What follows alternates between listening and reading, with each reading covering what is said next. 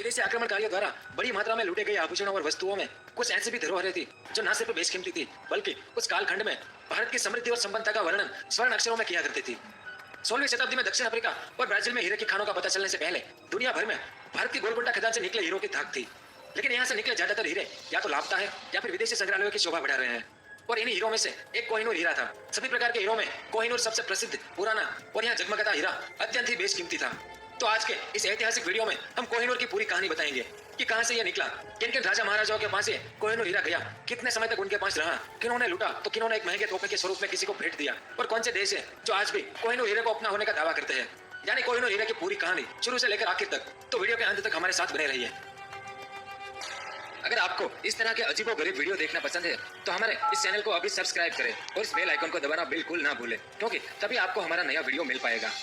तो कोहिनूर के बारे में यह मान्यता है कि वहाँ कृष्णा नदी के पास गुल्लूरिया गोलकुंडा की खदान से मिला था। यह खदान आज के आंध्र प्रदेश में स्थित है। साल 1850 में इसके बारे में चर्चा करते हुए ईस्ट इंडिया कंपनी के डायरेक्टरों ने यह नोट किया कि लोग मानते थे कि यह हीरा कोई 5000 साल पहले महाभारत काल में मिला था। तो इस हीरे का इतिहास बहुत ही पुराना है। लगभग 5000 वर्ष पहले संस्कृत भाषा में सबसे पहले इस हीरे का उल्लेख किया गया था।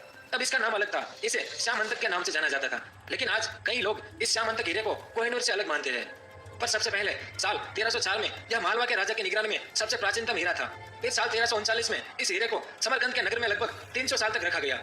और उस समय के हिंदी साहित्य में हीरे को लेकर एक कथन प्रचलित था, जिसके अनुसार जो भी पुरुष इस हीरे को पहनेगा उसे श्राप लगेगा और वह कई दुखों से घिर जाएगा। इसे केवल कोई औरत या कोई पवित्र पुरुष ही पहन सकते हैं जो इसके सभी दोषों से दूर रह सकेंगे। फिर यहाँ से कोहिनूर कई मुगल शासक के अधीन रहा। 14वीं शताब्दी में दिल्ली के शासक अलाउद्दीन खिलजी की पहुंच में यह हीरा रहा। उसके बाद इस हीरे का जिक्र बाबर की आत्मकथा बाबरनामा में मिलता है।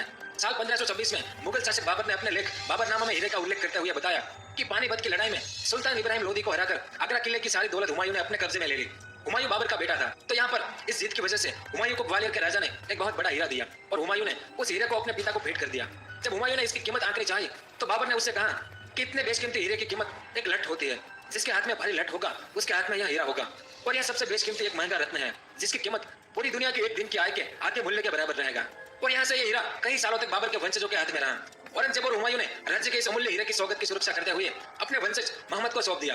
मोहम्मद औरंगजेब का पोता था। उसके बाद 17वीं शताब्दी में बाबर के बड़पोते शाहजहां ने अपने लिए एक विशेष सिंहासन बनवाया। इस सिंहासन को बनाने में सैयद गिलानी नाम के शिल्पकार और उसके कारीगरों को करीब 7 साल का समय लगा। इस सिंहासन में कई किलो सोना मटा गया और जवाहरातों से सजाया गया और हीरे को भी इसमें मढ़ दिया गया। तब इस सिंहासन का नाम तख्त मुर्सा था। बाद में यह मयूर सिंहासन के नाम से जाना गया। दुनिया भर के जौहरी इस सिंहासन को देखने आते थे। इनमें से एक जौहरी था वेनिस शहर का बोर्टिसो बोर्जिया। तो बादशाह ने हीरे की चमक बढ़ाने के लिए इसे बोर्जिया को दिया और बोर्जिया ने हीरे का ज्यादातर हिस्सा काट दिया। बोर्जिया ने इतने फोड़पन से काम किया कि उसने हीरे के टुकड़े टुकड़े कर दिए। बोर्जिया के काटने से पहले यह हीरा 793 कैरेट का था, जो बाद में 186 कैरेट तक रह गया। इसलिए उन दिनों बादशाह ने बोर्जिया से 10,000 रुपए जुर्माना लिया था। इसके बाद साल 1739 में पर्सिया का राजा नादिर शाह भारत आया और नादिर शाह ने मुगल बादशाह को हरा दिया और मुगल सल्तनत की धरोहर को अपने अधीन कर लिया। तब तक इस हीरे का नाम बाबर का हीरा था, लेकिन नादिर शाह ने इस हीरे का नाम बदलकर कोह या नूर यानी कोहिनूर रखा, जिसका मतलब प्रकाश का या रोशनी का पर्वत होता है। लेकिन कोहिनूर को देखने के लिए नादिर शाह लंबे समय तक जीवित नहीं रह पाया। साल 1747 में राजनीतिक लड़ाई के चलते नादिर शाह की हत्या कर दी गई और इस बेशकीमती कोहिनूर को जनरल अहमद शाह दुर्रानी ने अपने कब्जे में ले लिया। और अहमद शाह दुर्रानी ने इस हीरे को अपने हाथ के कड़े में जड़वाकर कई दिनों तक पहना रखा। उसके बाद कोहिनूर वापस भारत आया, पर भारत कैसे आया उसके बारे में अलग अलग मतभेद है। जैसे कुछ लोग कहते हैं कि जब अहमद शाह दुर्रानी का बेटा शाह शुजा सिखों की हिरासत में लाहौर जेल में था, तब सिख महाराजा रणजीत सिंह ने दुर्रानी के परिवार को तब तक भूखा प्यासा रखा जब तक कि दुर्रानी ने कोहिनूर हीरा रणजीत सिंह के हवाले नहीं कर दिया। और कुछ लोग कहते हैं कि दुर्रानी का बेटा शाह शुजा कोहिनूर को साल 1813 में वापस भारत लेकर आया और कोहिनूर को राजा रणजीत सिंह को सौंप दिया। और इस बेशकीमती तोहफे के बदले में राजा रणजीत सिंह ने शाह शुजा को अफगानिस्तान से लड़ने और उसकी राजगादी वापस लाने में मदद की थी। तो ये दो अलग अलग मतभेद है कि दुर्रानी से कोहिनूर भारत कैसे आया। लेकिन जो भी हो, कोहिनूर राजा रणजीत सिंह के पास आ गया था और राजा रणजीत सिंह ने अपनी वसीयत में कोहिनूर हीरे को उनके मृत्यु के बाद उड़ीसा के जगन्नाथपुरी मंदिर में देने का ऐलान किया था। कोहिनूर हीरा भारत में राजा रणजीत सिंह की निगरानी में कई दिनों तक सुरक्षित रहा।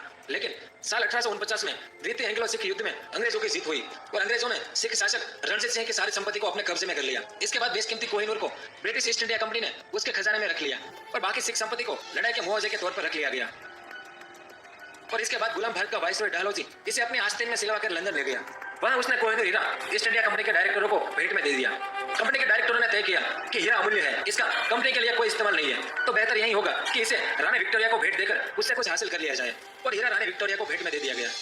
महारानी विक्टोरिया के अधीन इस कोहिनूर को क्रिस्टल पैलेस में प्रदर्शनी के लिए रखा गया। इस समय इसका वजन 186 कैरेट था, लेकिन यहाँ प्रकाश का पर्वत उस समय उतना प्रभावी और जगमगाता हुआ नहीं था। महारानी विक्टोरिया का प्रति प्रिंस अल्बर्ट हीरे की चमक देखकर निराश हुआ, इसलिए महारानी ने इसे फिर से नया स्वरूप देने का निश्चय किया। साल 1852 में इसे डच के जौहरी कैंटर को दिया गया, जिसने इसे काटकर 105.6 कैरेट का कर दिया। इसे काटकर ओवल शेप में बनाया गया। उसके बाद रानी विक्टोरिया ने इसे अपने ताज में लगभग छोटे छोटे 2000 हीरो के साथ जड़वा दिया। और यह वही समय था जब ताज के हाथ में दुनिया की सबसे ज्यादा ताकत थी, यानी उन दिनों अंग्रेजों का लगभग पूरी दुनिया पर शासन था।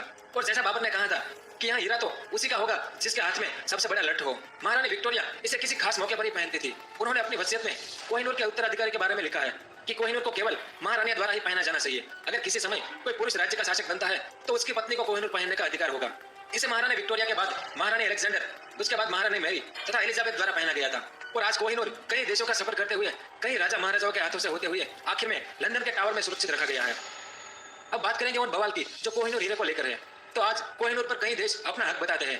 भारत की आजादी के बाद से ही भारत ने कोहिनूर को वापस लाने की कवायद शुरू कर दी थी। साल 1953 में महारानी एलिजाबेथ द्वितीय के राज तिलक के दौरान भी भारत द्वारा कोहिनूर की मांग की गई थी, लेकिन ब्रिटिश सरकार ने उस दलील को खारिज कर दिया था। कोहिनूर पर हक के लिए भारत के साथ साथ पाकिस्तान भी शामिल है।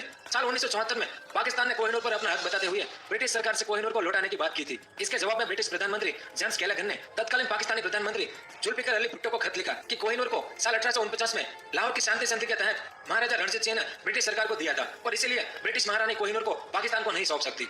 इसके अलावा तालिबान के विदेशी मुद्दे के प्रवक्ता फैज अहमद फैज ने कहा कि कोहिनूर अफगानिस्तान की संपत्ति है और इसे जल्द से जल्द अफगानिस्तान को सौंपा जाना चाहिए।